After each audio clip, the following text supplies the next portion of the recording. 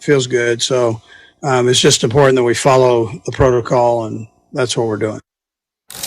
All right, so Andy Reid with the latest update on the concussion protocol. Obviously, we all think he's going to go, Max. So tell me this. Who do you think has more at stake? Is it Josh Allen? He's got to capitalize. No Brady there.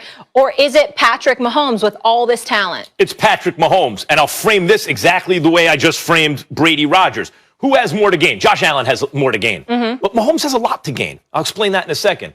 Mahomes has the most to lose. There's more at stake for Mahomes. If Mahomes beats Josh Allen, especially on the bad wheel, after the concussion, and he beats a really good Buffalo Bills team, an ascending Buffalo Bills team, year over year, Josh Allen's great, the whole thing, and gets to his second consecutive Super Bowl, he's started 3 years. If not for a pre-snap penalty, it would have been his third consecutive Super Bowl, and I believe working on his third consecutive win. Yeah. But that puts him, when I say in rarefied air, it puts him by himself. As I said yesterday, there are guys like Marino or Rodgers where you watch them and you go, oh my God, they're differently talented. But they weren't in perfect situations. There are guys like Montana and Brady who are great and also in great situations. But the raw talent didn't look the same as, Marino or Rodgers, right? Or even Peyton Manning. Mahomes, the eyeball test says, oh my God, if it's not the best raw talent ever, it's one of the two.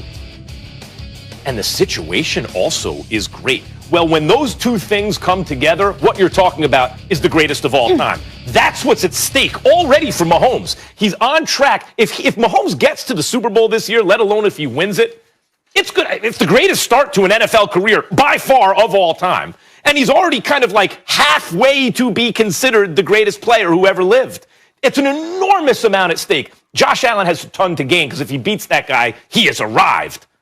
But Stephen A., if Josh Allen loses, he had a great season. They'll be back next year. That's going to be, he's the underdog. The lead dog has the most on the line. First of all, I think your argument is not only wrong, it's relatively weak because it's completely contradictory to everything that you've said about Patrick Mahomes. You cannot glow about Patrick Mahomes in the fashion that you have glowed about him for as long as you have glowed about him. And one game change. Now, I'm saying you can do that because you're the same guy that went from having Giannis as the best player in the world on a Thursday to number 5 on a Monday. I understand that. By the way, we're talking about Giannis and LeBron later as well. I mean, I understand that you can do that. Now, there's nobody. You're one of a kind. It's a gift. Hey, listen, you're one of a kind. Absolutely. You're blessed. Because you're one of a kind of that. Yeah. Nobody. Listen, I've been doing this show for 8 years. Okay, I've been around a while. How long have I been doing it for? I've been in this business for 27 years. Yeah. I don't recall ever anyone in the history of this business that went from having somebody ranked 5 to 1 over the weekend. I've never seen it in my life. When the facts change, what happens? I understand. I changed my mind. I understand that. I'm not even disputing the fact. I'm just saying, damn, there was a whole bunch of facts that led up to the Thursday. How the hell a weekend changes facts that you've accumulated over years? Important facts. That's just me. That's fine. So you can do that. So the same Max that did that is the same Max Kellerman that will go from talking about Mahomes. You remember we had the conversation, who's more valuable, who's greater. Yeah. You talk about him compared to LeBron James and all of this other stuff. He actually said Patrick Mahomes is more valuable than LeBron James. I mean, you remember that argument we had right on this show. So this is Max Kellerman. I understand. I give him credit for consistency. He hasn't deviated. I'm very proud of that. But here's the reality of the situation. Look at Josh Allen. Now think about this. He went from completing 58% of his passes to 69% in 1 year. He went from throwing for like 3,800 yards or so to 4,500 yards this season. He went from 20 touchdown passes to 37.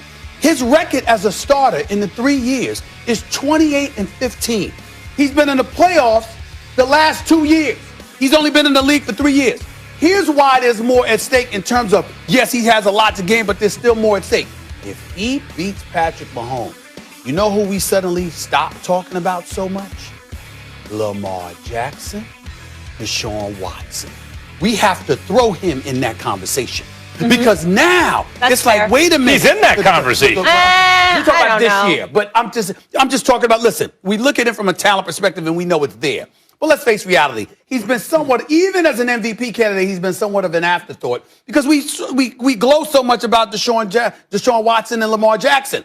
I'm saying that when you look at Josh Allen, if this brother shows up and pulls it off and knocks off Patrick Mahomes, oh my God, what he has to gain. What he has to lose is that he remains a member of Bill's Mafia. We applaud his philanthropy and other things. And we just say, okay, he's a good quarterback. Yeah, they're the Buffalo Bills. But this brother beats Patrick Mahomes. You're talking about for years to come, we got to look at Patrick Mahomes and him as the two primary quarterbacks in the entire AFC. Well, that, to me, is what I peel from this, which is why I think there's so much at stake. I get your point, the difference between how more to gain as opposed to what's at stake. Yeah. But I'm just saying, I'm taking it all into consideration. I think you're sleeping on Allen a little bit right now. I have him top 5. I would have Mahomes 1, Rodgers, Watson, Wilson, Allen. No, I don't disagree with you. What I'm saying is we haven't talked about him like that. We're talking about this season.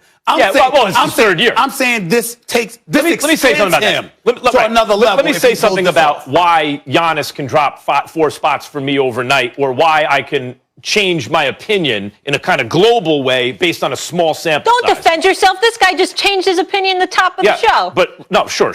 But I mean, on like moments. That is not the same. On That one is a moment. very weak argument, Mom. Go ahead, Max. Very weak argument on your part. Here's the issue. You dropped the dip from the other day. Goodbye. Here's the issue.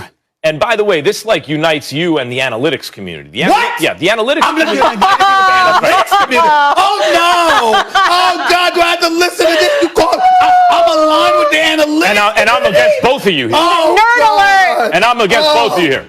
Here's the issue. Where's your pocket protector? Just because something occurred, members of the analytics community will say that might not be a repeatable skill. Yeah. That may not be just you can't just say that's all because of it all redounds to one person's credit greatness, because a lot of things had to happen. And maybe in that same situation, you run it back 10 times, it's not going to happen every time. To me, that's beside the point. The point is what actually happened, right? Not, well, and so one moment of especially super high leverage games absolutely dramatically affects the way I'll think about a player, particularly if I see them as a clutch player, and their clutchness, the fact that they always come through under pressure, it seems, is one of the reasons I rate them so highly. Like Kawhi, I was shocked that he played poorly in Game 7, because usually you can rely on him to play well.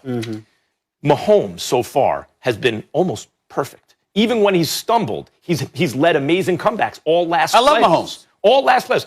If he fails to do that this weekend, he didn't do it. If he does it every single time, he's taking care of business. The only thing that I would say about Max's argument is this.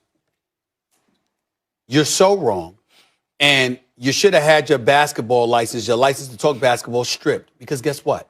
Giannis was never the best in the world. I got it right here. He never should have been the best in the world. That's the point. So I understood. He was the MVP. We're getting into that later. You came from the Thursday to the Monday, and what conclusion you came to that Monday.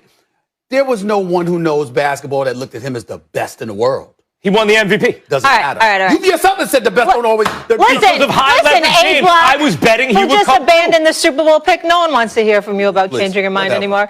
When we come back here on first start the show, flip-flopping. This is serious. This is a serious subject. We've had 5 NFL coaches hired so far this season. None have been black. Where is the progress? We have a lot to discuss.